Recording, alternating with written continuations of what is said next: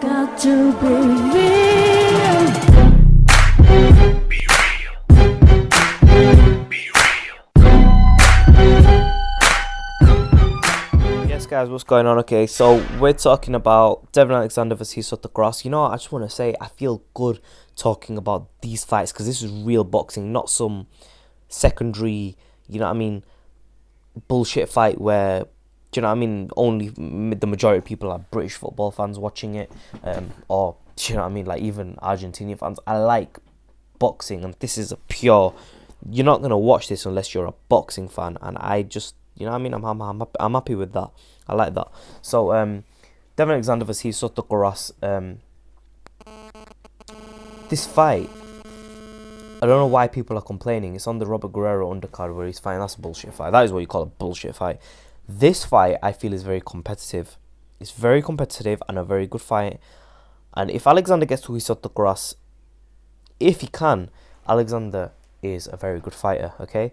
Alexander's proven what he is, and he's shown he's beatable, but he's shown that he can also beat fighters in certain fashion. Because I felt if the Maidana who went in against Mayweather jumped in against the Alexander of now, right, I still think Alexander beats him. I think Alexander has an attribute which is a very good chin, okay? And I feel that he is a good boxer. I don't think he's the best boxer, but I think he's a good boxer. I think his good boxing, his chin, I think they get him through fights. I think that had he had punching power, he'd be next to unbeatable. I think he'd be next to unbeatable, but I think that he's going to try and show in his next fight that he's got some punching power and he's building on it. I think he messaged me on Twitter saying he's working on his punching power. So I'm interested to see what Devon Alexander's going to do to his Soto Karass. And his Soto Karass, again, another very good fighter, coming off a loss against Keith Thurman, who we all know. Keith Thurman is kingpin of 147 to be, right? Beatable, yes. But damn, he's going to put a beating on a lot of people in the 147 division over the next few years, regardless of whether he loses or not. So, he's Soto Karass, Devon Alexander, a common opponent. They've both got his Marcus Maidana. Alexander dealt with them. Soto Karass did not deal with him. But stylistically, Soto Karass has like long arms, you know, similar to that of Tommy Hearns. And, sorry, I always refer to Tommy Hearns. He's my favourite fighter. Do forgive me. But he's Soto Karass versus Devon Alexander. It's a very good fight. Who do I give the fight to? I think Alexander's going to pull it out of the bag. I think that Alexander is the superior fighter. I think that Soto Karass is a very dangerous fighter.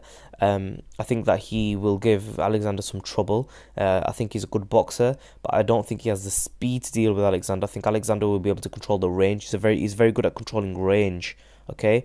And I feel that Alexander will put himself back in the mix. I think that Sean Potter out-hustled Alexander. That's the reason that Sean Potter beat Alexander. I think that he was too much and too strong for Alexander. And although Alexander had a good chin, I felt that Sean Potter was just too fast, too furious, and wanted too much that night.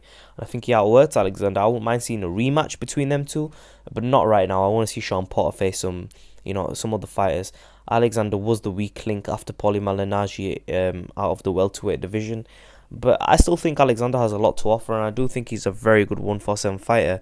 And I think he's going to get through this fight. I think that he'll beat his Soto Karass. I think that he'll use his superior boxing, and unfortunately for his Soto Karass, I don't think that his punching power, which he has, is enough to knock out Alexander, because Alexander has a tremendous chin. So people say that Alexander clinched a lot in the Maidana fight. That's skills. That's boxing IQ and skills. And if you can use it, you use it. And, you'll get a point reduction, then you get another point deduction, then you get disqualified. You get warnings. And if you get point deductions, then that's on the fighter to, take that risk to get them point deductions. If the ref doesn't take it, he doesn't take it. You can't blame Alexander. So yeah, let me know what you think. Comment section, below, subscribe as always. Who do you think will take this fight? I think it's a very good fight. I think Devon Alexander takes it. I think he's a really good fighter, very underrated. One thing I want to say, okay, Alexander, listen. You see these babies, these little biceps, yeah, these biceps that you have, right? I haven't been training much. I've just recovered from an operation. Give me a break. But biceps don't really help you inside the boxing ring, okay? They don't. They just simply don't. Stop working your biceps, work on your other body parts such as your legs, your back, your shoulders, and your triceps. Comment section below, subscribe as always. In a bit, guys.